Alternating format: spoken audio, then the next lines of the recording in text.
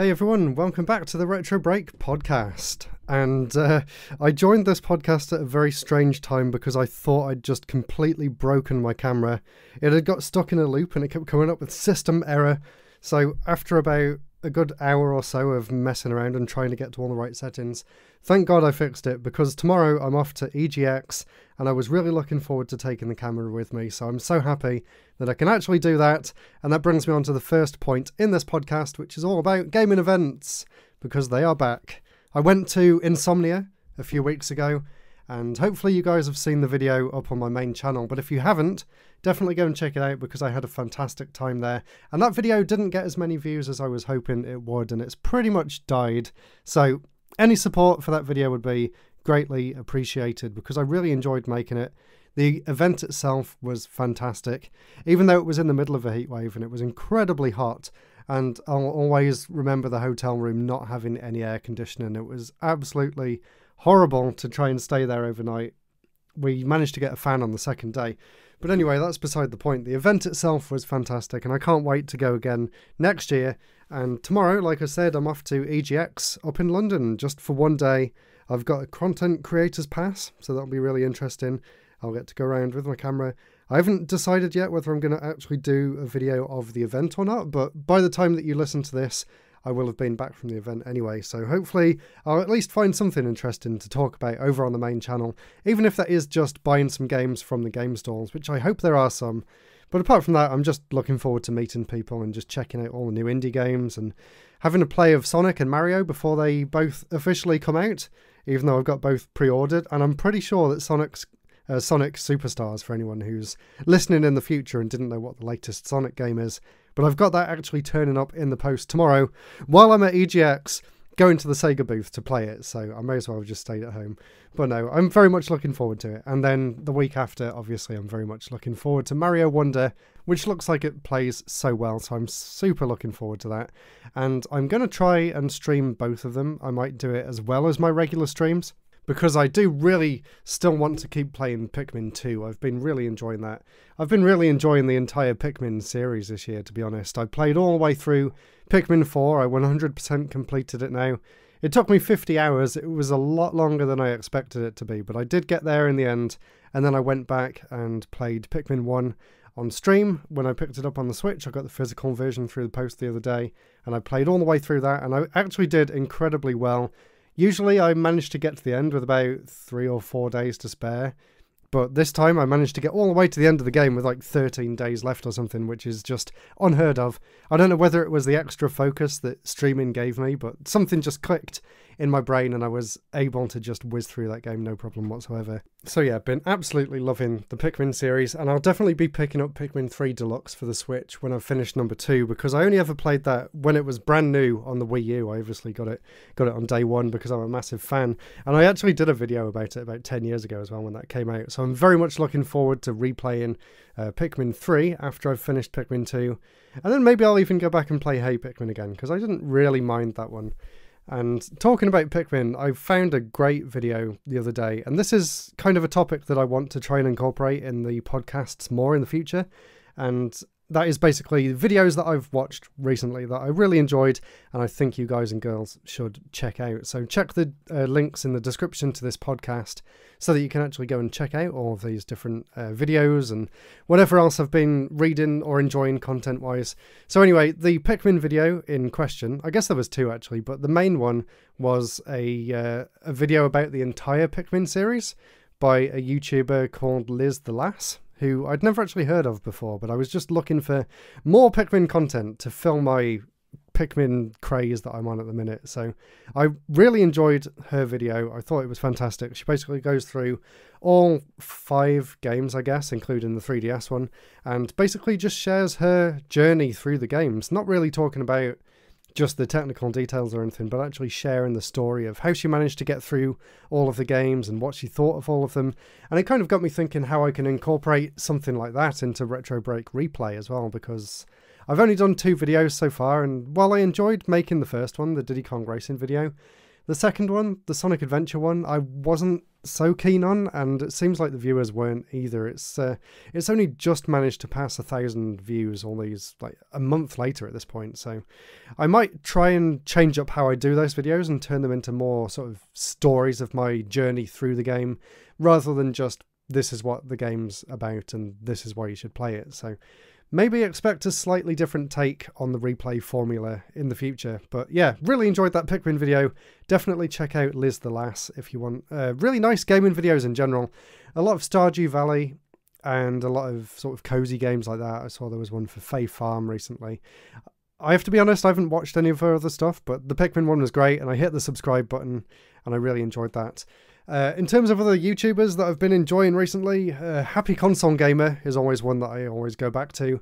I watched his first thoughts on Ys 10 Nordics the other day, and that game looks fantastic. I'm a big fan of the Ys series, even though I never actually played Ys 9, so I really want to try and go back and play that one first. I'm trying to contemplate whether I should get it on the Switch, or whether I should get it on the PlayStation, or whether I should get it now on the ROG Ally, which is something else that I can touch on in this podcast, actually. So, but before that, I've got one more video written down here that I enjoyed recently, and that was from Virtual TV. And for those of you who don't know, he is a big YouTuber in the Trackmania space, and I'm a massive fan of the Trackmania games. I don't play it as much as I would like to, because they can get very addicting, and I'm really glad that I actually put the time into playing through all of the autumn or fall courses, and I managed to get gold medals in all the tracks. But the video of his that I enjoyed watching recently was about a track that he made called Midori, and the title of the track is The Most Controversial Trackmania Map.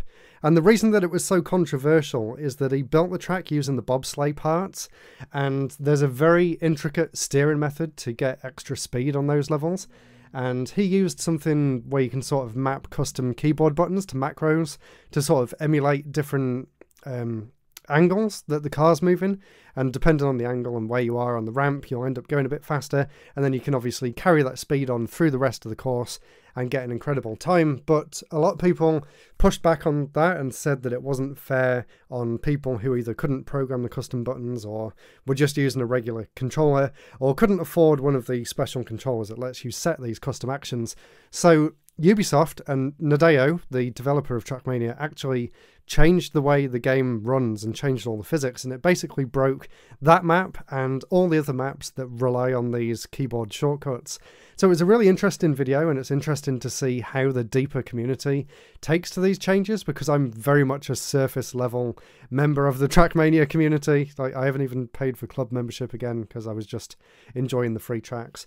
And I did see that they've changed club membership to limit the amount of free tracks now before you have to pay for it. So I can see why that's good from a business point of view, because I've been playing it all year and I haven't paid a penny. So sorry, Hillis. I know he follows me on Twitter, and I will definitely pay for it soon once you make that change. So there we go. That is my thoughts on the Trackmania situation.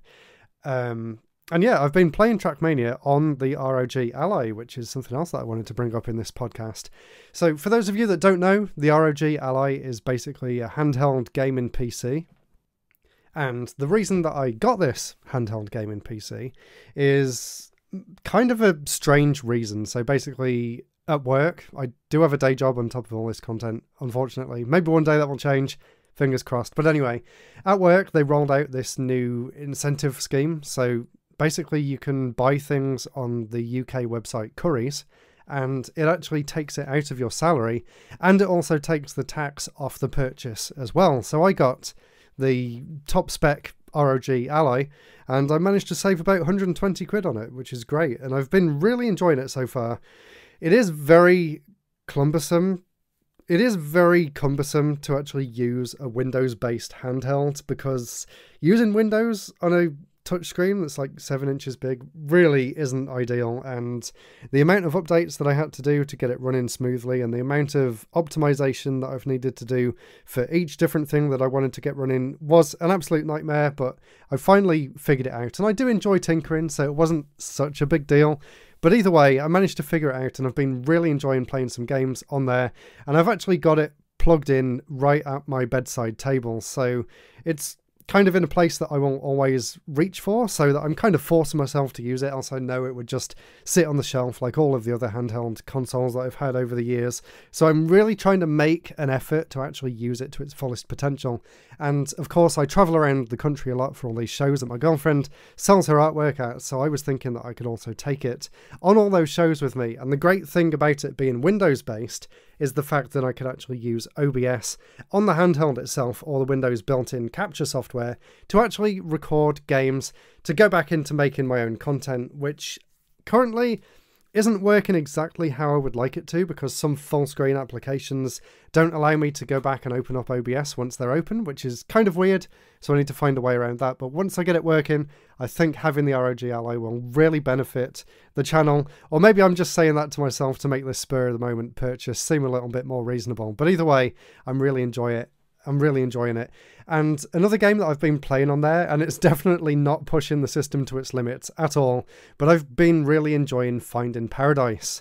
And for those of you that don't know, Finding Paradise is the sequel to an incredible RPG Maker game from the early 2010s called To the Moon, made by Can Gao, and I absolutely loved To the Moon. It was my favourite game for the longest time. That game single-handedly pretty much set up all my plans for my final year project, which was all around narrative-driven story games in a 2D environment, and To the Moon was literally the reason that I made that, and To the Moon is kind of literally the reason why I passed my uni course in the first place, and why I managed to get a graduate job after uni, which then led on to this IT job that I've got today, which pays really well and has allowed me to buy all the games to feed into my YouTube channel to help grow that. So honestly, everything that I've achieved over the last 10 years could pretty much be linked back to Can Gao's To the Moon. So I thought it was finally the right time to play Finding Paradise, and I'm about 4 hours in, and I am just in love with it. It is everything I wanted from a sequel. I'm getting a bit teary just thinking about it, honestly. The attention to detail, the music, the just incredible piano and string music in the background is just absolutely unbelievable. And of course, Laura Shigihara's ending theme song as well. I've already listened to it many times, and I can't wait to hear it in the game itself. And I'm going to have to try and hold myself together and not break down in tears like I did at the end of To the Moon. But either way, Finding Paradise 100% gets my absolute highest recommendation. And what else can I talk about? Let's talk a bit about, because I know I haven't done a podcast in a while, so I want to try and make this one a nice beefy podcast for everyone who's listening. So first of all, thank you for tuning in. I know I'm not doing the best at maintaining a good schedule with these podcasts, but I'll try and get back into the flow at some point in the future. I want to try and do one a month, at least, at minimum one a month. But honestly, I would like to try and do one once a week and try and tie it in with everything else that I'm working on.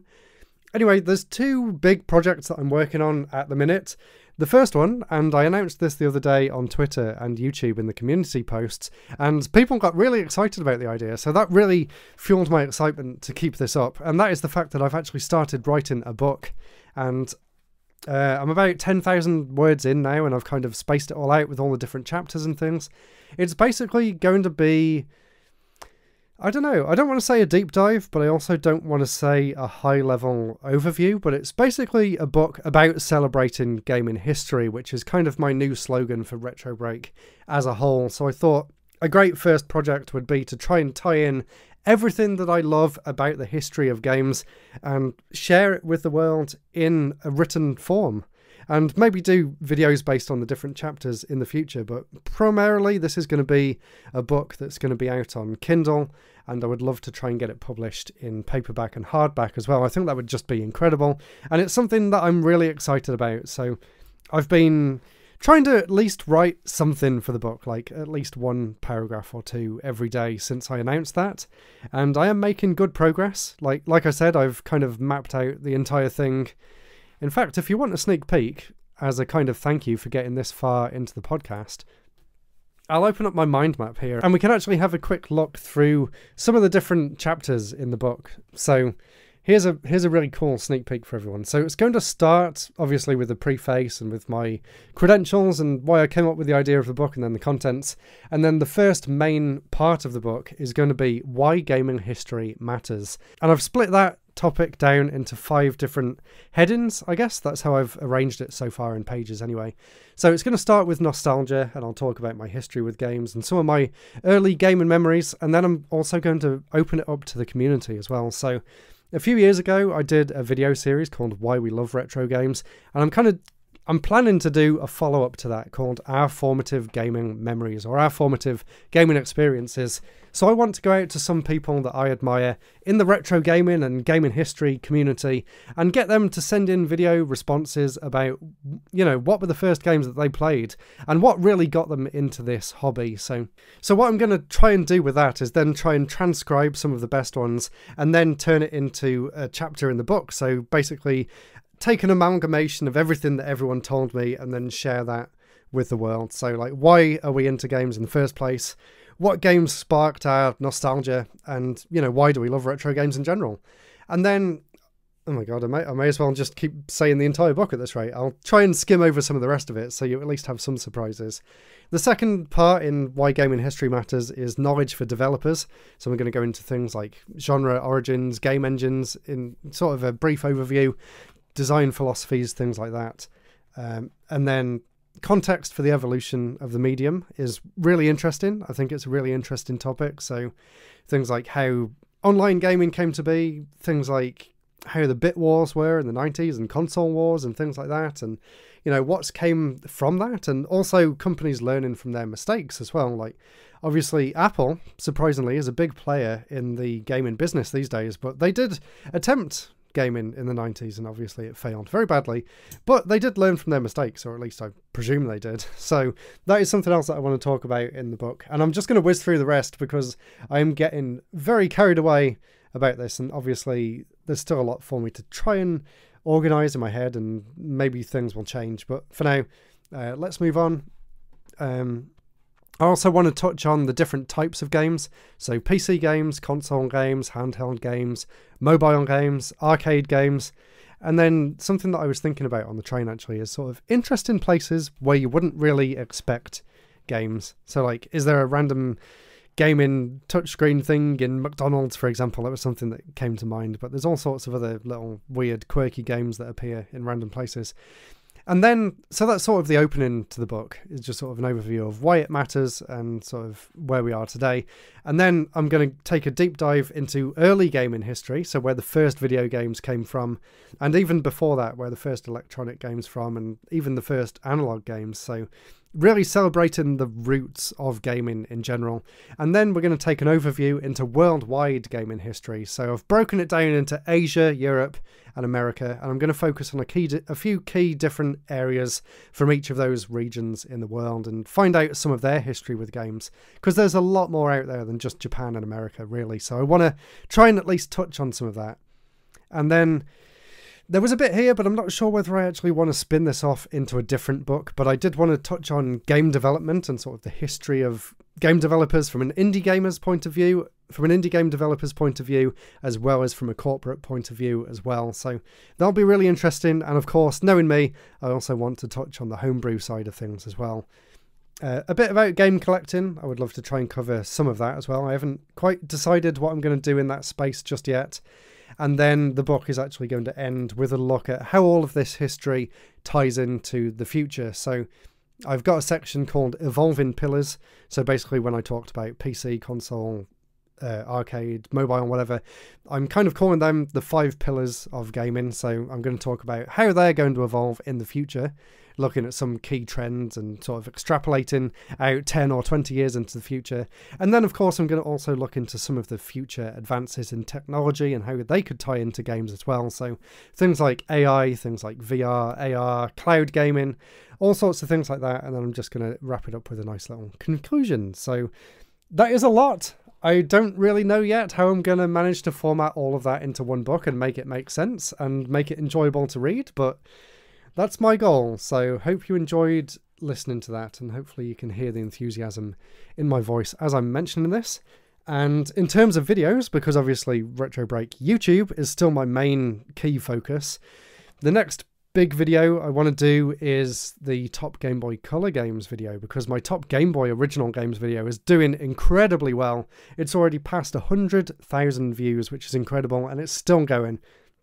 So obviously I want to follow that up, but because I'm me, I want to have physical versions of all the games that I want to show in that video. So although I've already made my list, there's about 5 or 6 games that I don't actually own yet, and I really need to rectify that, but some of them are very expensive. Like there's one game on my list that's like £300. Can I justify that? Yeah, sure I can. So I just need to save up a bit, and then I'm going to buy the games for the Game Boy Color video, and then that will come out and hopefully propel my channel even further. And of course, gaming history is another topic that I really enjoy covering. I just released my Gunpei Yokoi video today, in fact, at the time of recording, and that seems to be doing well so far, so I would love to make more videos in that sort of documentary style.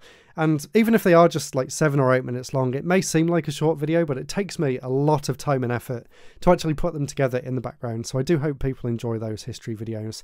And I'm also working on a bigger history video, well, 2 actually.